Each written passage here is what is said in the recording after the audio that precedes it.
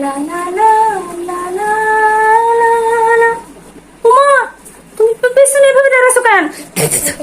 আমি তো ভয় পেয়ে গেছি। উমা, এইভাবে দাঁড়াবো না, তুমি ড্রেসিং টেবিলের সামনে বসে থেকে লাল্লাল্লা লাল্লা লাল্লাল্লা লাল্লা। এত রং ঢং কোথায় থেকে আসে তোমার? চারিদিকে বন্যায় মানুষ ভাবছে আর তুমি লাল্লাল্লা লাল্লাল্লা করছো।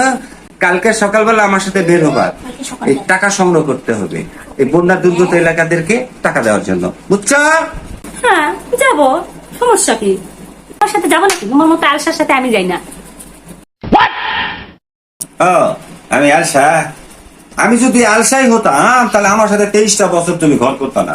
তত নাকটা কিনে 23 বছর তো দয়া করে থেকে গেলাম। আমি যদি চলেই যেতাম তো তোমার দোষাটা কি হতো?